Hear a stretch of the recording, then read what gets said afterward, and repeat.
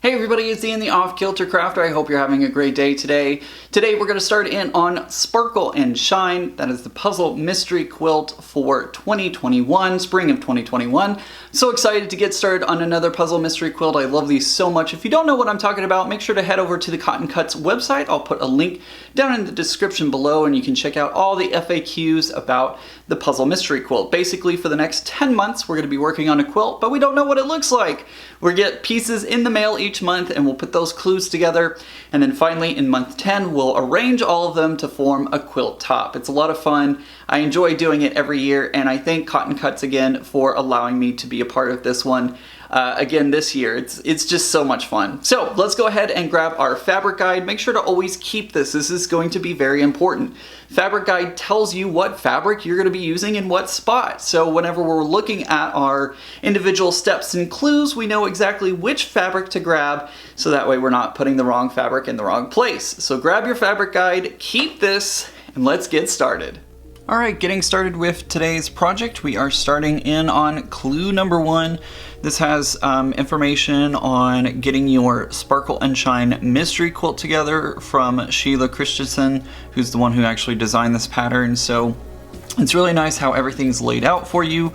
You see what the blocks are going to look like whenever you're finished, and then you also see the pieces that are in this pack. Also, pay attention because this is talking about the die cut triangles. There's actually 2 types of half square triangles and quarter square triangles in this one, so make sure that you're paying attention whenever you are working with your blocks, figuring out which triangle goes where. So here's our kind of layout for everything, the different fabrics and the number of each, and then we have our instructions on the back. Also, don't forget to grab your fabric guide. This is going to be very important because as you can see here, it says fabric A, but I don't remember which fabric A is. So I can look at my guide and see that fabric A from this quilt is going to be the white tone-on-tone fabric, and then I can figure out from there what I'm doing. So important things to remember, and always remember that your seam allowance is going to be 1/4 of an inch. All right, so let's go ahead and unpackage the first package and take a look at what's inside.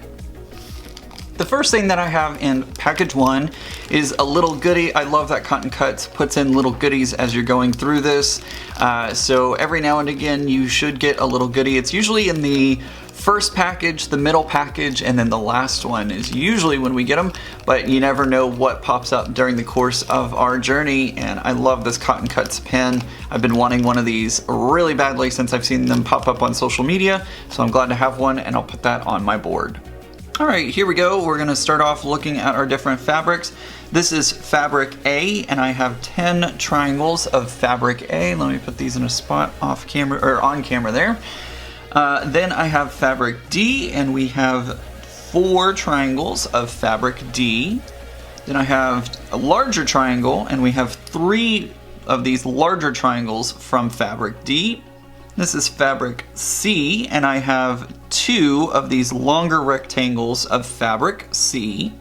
Next up I have 2 rectangles of fabric A, and then I have 3 longer rectangles. I'm trying to fit all this in and sometimes it just doesn't work. There we go.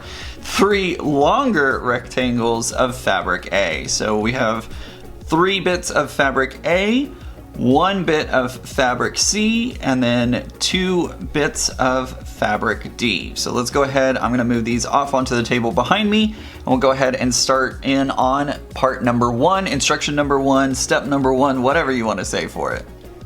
Alright, and again, we're doing everything in 1/4 inch seams, and so here's a little guide on how to work with 1/4 inch seams if you've never done that before. We're going to start off on section 1A. You'll be making 2 of section 1A, and the instructions below tell you how to make both sections at the same time. So we're going to be making 2 of these section A's at the same time. The first thing that we're going to need to do is join a small triangle of A and D, and we're going to press towards D. We're going to make 4 of these, and they're going to measure 3.5 square.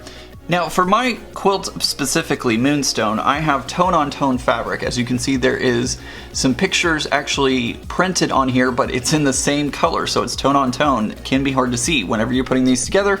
If you have Moonstone or if you have a fabric that has a tone-on-tone, just make sure you're putting this right sides together and sewing. Otherwise, you'll end up with your tone on tone on the inside of your quilt, which you don't want. So what I'm going to do is I'm going to lay my two pieces on top of each other, right sides together, and I'm going to sew along the long edge right here. And we're going to do this 4 times.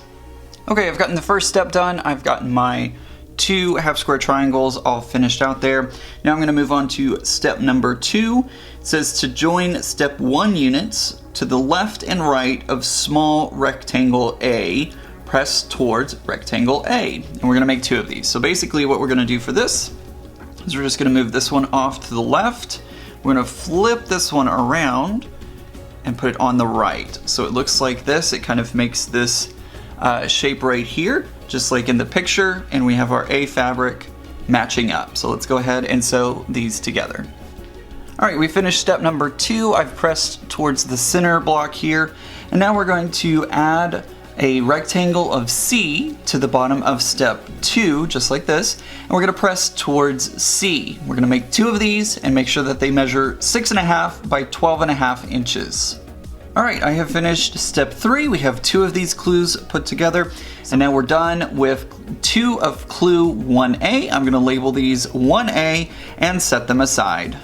Okay, we're moving on to section 1B. We're going to start off for step number 1 is to join a small triangle of A to the top right of a large triangle of D and press towards A. So we're going to do that 3 times.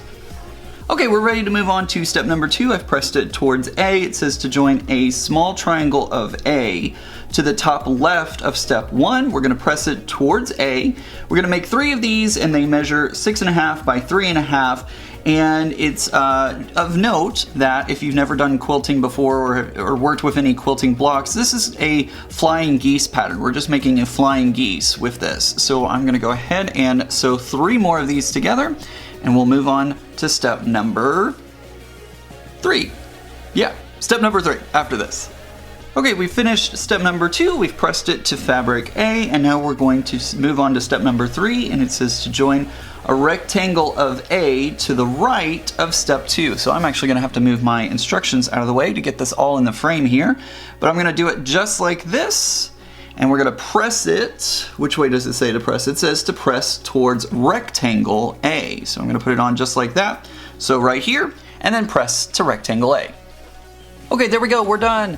We're going to label these as 1B. I highly recommend that you put 1B onto each of these. In fact, every time you do a clue, make sure to put that clue number, and if there's a letter that goes along with it, put that on each individual clue, because whenever we go to month 10, we've got to make sure that they're all put together and they may be separated. So you want to make sure that you remember which clue is which. So label each one of these with its corresponding clue number, and you'll be good to go. Thanks for watching today's video. I really hope you enjoyed it. I'm making it my goal in 2021 to hit 100,000 subscribers, but I need your help to make that happen. Take a moment and subscribe to my YouTube channel, and then don't forget to check out the other great videos that I have here on my channel. Also, share this video with your friends and tell them to come check out the Kilter Crafter.